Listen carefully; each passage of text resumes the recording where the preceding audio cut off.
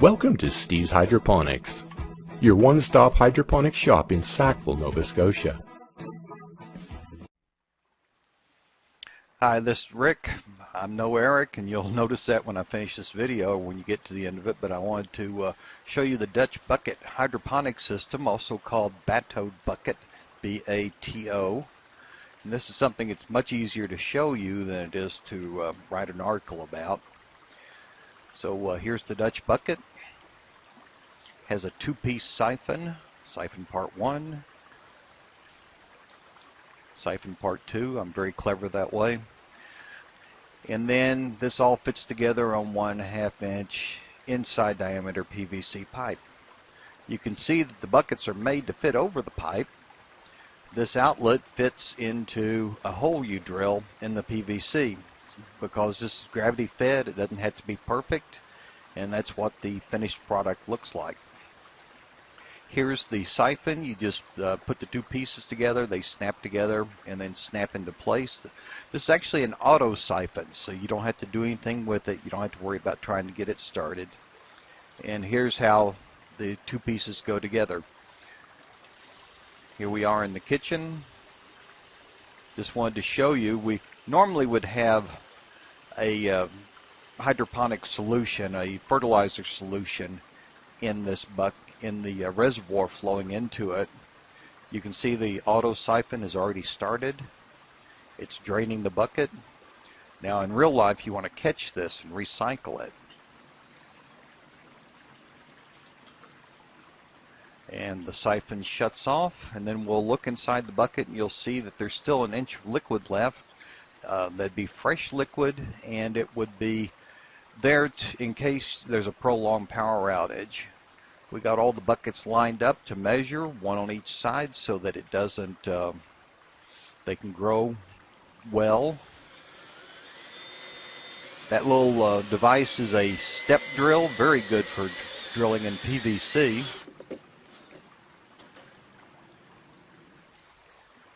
I have 20 buckets, 10 on each side, so you drill two pieces of pipe, and of course you put caps on one end. That roar is the FA-18s from the Navy.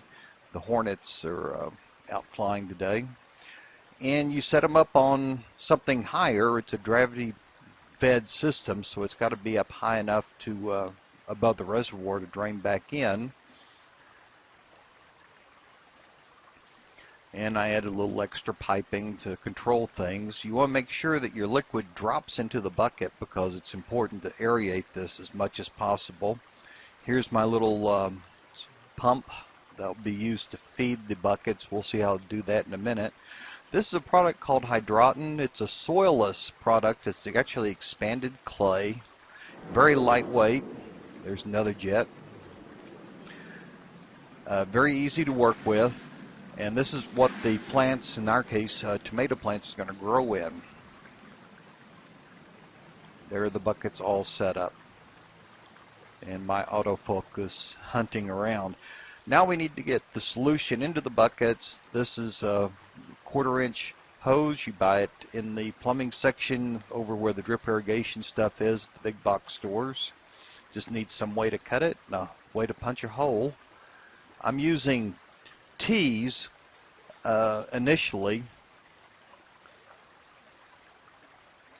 and this is a dripper hose. There's one dripper every 6 inches, and I make a loop of the dripper hose and then plug that whole complex into the feeder 1/4 inch hose, which goes to the 1/2 inch vinyl hose, and this is the device made to punch a little hole in it. The piece that's out of focus goes into the 1/2 inch hose, and turn on the pump and it drips. This is not fast enough though, probably because my pump is underpowered. These are 1/2 inch per gallon per hour drippers.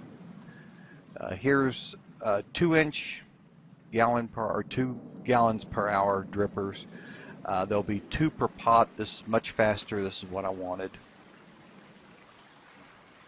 and I have fixed my autofocus problem. I didn't know how to shut it off when I was taking this. This is the picture of the system working inside my greenhouse, or the tunnel inside the greenhouse actually, and it's just a continuous loop.